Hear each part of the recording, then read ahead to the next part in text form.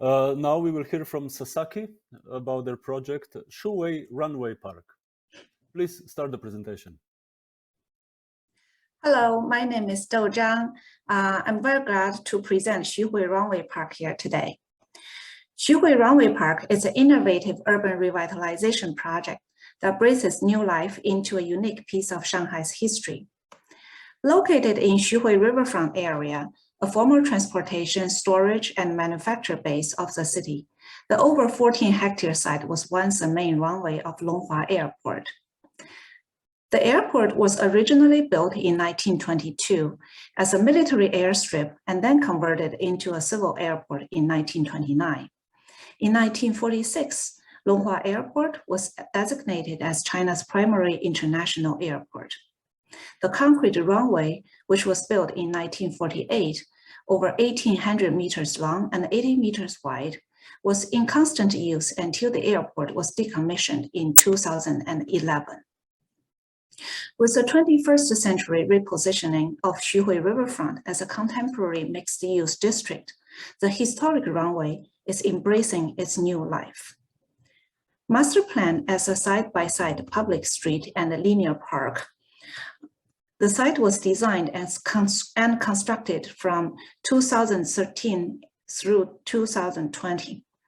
It provides a valuable open space corridor that serves the district's high-density developments and offers a much-needed recreational space for adjacent neighborhoods. The design concept is to create a runway of modern life, a comprehensive urban landscape. To celebrate the site's history, the design mimics the motion of a runway, creating diverse linear spaces for vehicles, bicycles, and pedestrians by organizing the park and the street into an interconnected sequence at a runway scale. While all spaces are linear in form, diverse experiences are created by applying various materials, skills, and topography and programs. Ascending and descending movements with overlooks for pedestrians and cyclists replicate the experience of being on an airplane. Multiple water features, bespoke playground, and custom site furnishing inspired by aviation history are distributed throughout the park. The layout of Yunjin Road contributes to the urban scale of the district by limiting the number of vehicular travel lanes and promoting public transit over the use of personal cars. Designated bike lanes are integrated into the street section, facilitating the last 1 kilometer commute between transit and various destinations. Additionally, 6 rows of deciduous trees are planted along the sidewalks, bicycle lanes, and road medians, creating a comfortable microclimate, seasonal color, and a pedestrian-skilled boulevard. A sunken garden is carved between the park's subway station and adjoining development parcels, improving the walking experience to and from transit while enriching the spatial composition of the park in its conveyance of an extended descending and ascending experience. Additional commercial frontage lines the garden perimeter, activating the garden space while introducing revenue-generating program to the park to support its operations and maintenance costs. The park works as a great demonstration of sustainable design. Diverse programs are organized in various park spaces, accessible to all and primarily free of charge. Active lifestyles are nurtured in multiple forms of runways and the multi-purpose lawn. Cultural events and performances are accommodated in the sunken garden and various restaurants and public service facilities. Private conversations and reflection take place in the park's multiple gardens, riverfront overlooks, and the birdwatching grove, offering us respite from the busy urban life. The entire park is universally accessible, providing equal opportunities for people at the full range of ability levels. The park serves as a year-round outdoor destination for nearby residents, office workers, families, and students. Its environmental sustainability is well coupled with context-sensitive design. Abundant wildlife habitats are integrated with the landscape, with 100% plant species in the park native to the Yangtze River Delta. Over 2,000 new trees were planted on site, with trident maple as iconic tree species delineating the alignment of the preserved runway panels. Deciduous trees shade over 68% of the park's hardscape, providing a comfortable microclimate at this post-industrial site. Portions of the runway's original concrete were integrated in the park wherever possible, prolonging the site's memory. While large concrete panels are preserved along the main path, smaller sections of concrete from the demolished runway are reused at the resting areas beneath growth of trees. Not only save the construction budget, but also reduce the greenhouse gas emissions from the manufacturing of new concrete. Concrete was also selected as primary material for new constructions throughout the park to connect with the site's past. While site furnishings are designed to evoke an aviation-inspired identity, the aerodynamic and industrial nature of the site is also referenced in the light posts that recall the forms of airplane wings. All site lighting is LED sourced, reducing annual electricity use by 167,000 kilowatts compared to metal halide lighting. The stormwater from the park and Yunjin Road is managed along the street through the over 5,700 square meters of rain gardens and over 8,000 square meters of constructed wetland. After the treatment, the stormwater meets the quality requirement for the recreational water suitable for human touch in accordance with the surface water quality standard of China. A portion of the treated runoff is collected at an underground system for park's operational use when necessary, including the full water supply for the runway fountain. Most construction materials were sourced locally to reduce emissions from transportation, to protect rainforests, and support the local economy. For example, fused bamboo lumber was used as a sustainable substitute of tropical hardwood on benches, boardwalks, and riverfront overlooks. The design team invested a significant amount of time in educating the client, local stakeholders, subconsultants, and contractors on how the proposed design approach would be a differentiator from the conventional mindset. This trust-building process was pivotal in the eventual success of the project. Since its completion, the project has received a global media coverage for its strong sustainable initiatives and a nostalgic focus on site's industrial past. The project's sustainability initiatives have earned it the first Sites Gold certification in mainland China, among many other national and international awards received. Working as a catalyst of the district-wide urban regeneration, the park has received considerable attention and praise from surrounding neighborhood, as well as from the city as a whole. Following its construction, many major residential, commercial, and office developments were implemented on parcels adjacent to the park. The property value of the adjoining neighborhood has increased over 80% since 2015. Overall, Xuhui Runway Park transcends time and space and carries a piece of past memory into the present, while celebrating the contemporary form and use of the urban public realm. Thank you.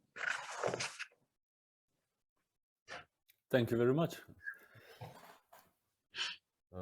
I will immediately ask Todd and Lily, do you have some questions? Lily first. Well, it's such an impressive urban park, and I had some questions before you gave your presentation about the irrigation and the stormwater runoff, which you've answered. Thank you very much for that.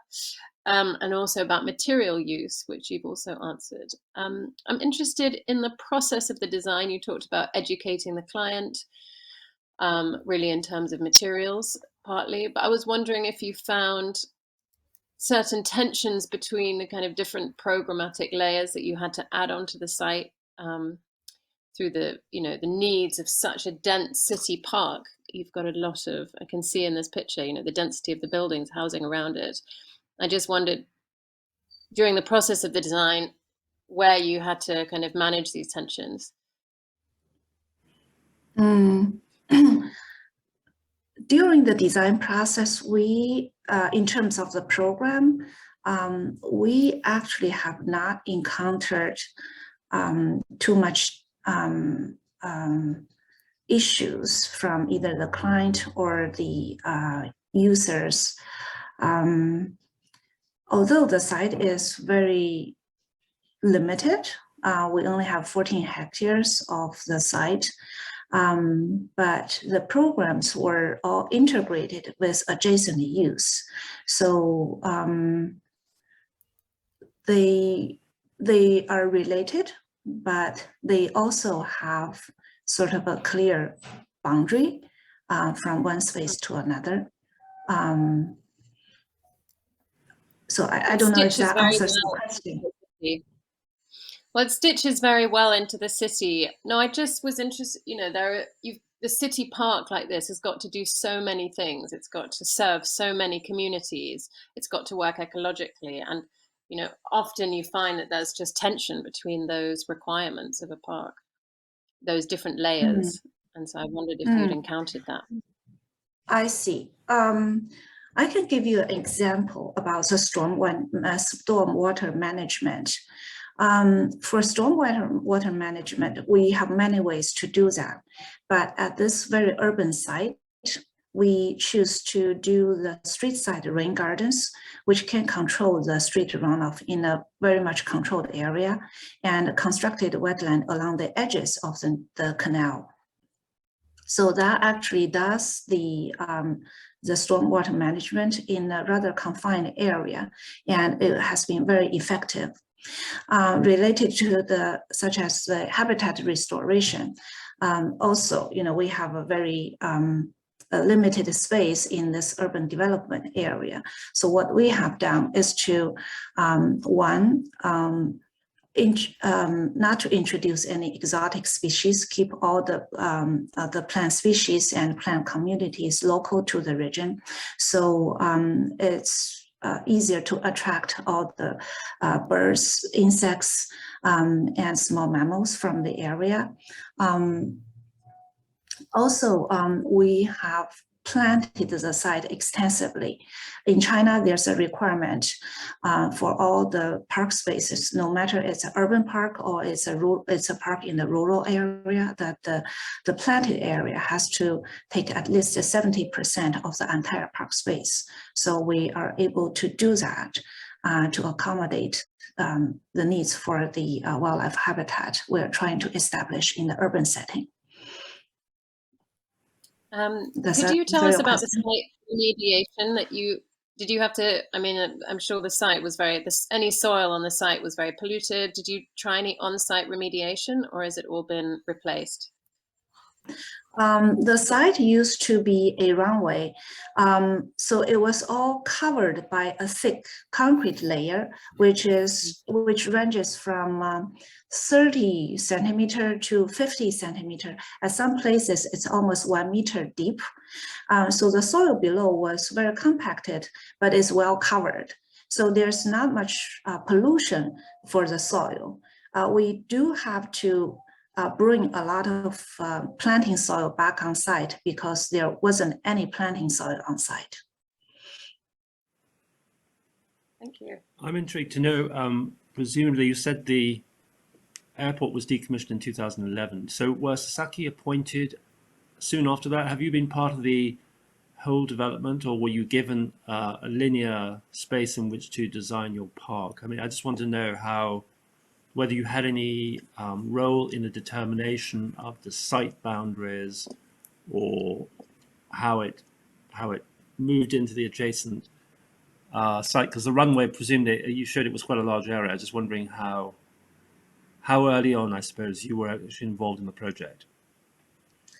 Yeah, the master plan was done by another local planning institute, was not done by us. When we joined the project, the master plan, the control master plan was already in place.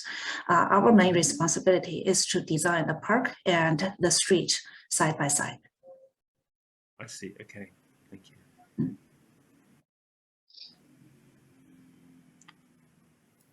I'm Zach, just do you have any interested to know, since the park is very linear, and where does it go? What does it end? Do you have like is there a center of your project, or is just this linear? What's on the end of this long strip of this long linear park? Did you design some kind of square, some kind of?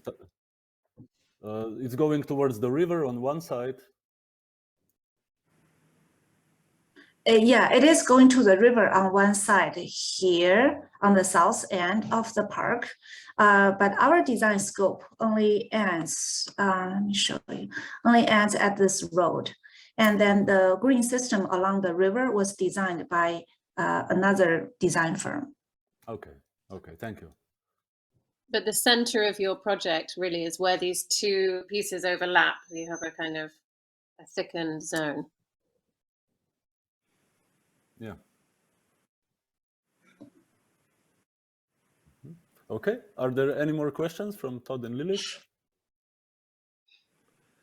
No, I don't have any questions. I think it was very clear the way it was presented. So, do you have any questions? Yes, and a remarkable work in terms of ecology, and truly. So, is it now complete? It's now complete, yes. Yeah, the construction was, let me show you the timeline. Yeah, the construction actually took very long, mainly because the construction of the buildings around were going on simultaneously. And also the road construction was also going on simultaneously. So it took a long time for us to actually finish not a big park in Shanghai, but now it's finished. Right. Thank you very much. Okay. Thank you for your presentation and all the answers. So I think this wraps the last presentation. Thank you again to Team Sasaki, and we are now, I believe, entering the deliberations, if I'm not mistaken. Yeah. So yeah, okay, goodbye. Thank you. Thank you very much.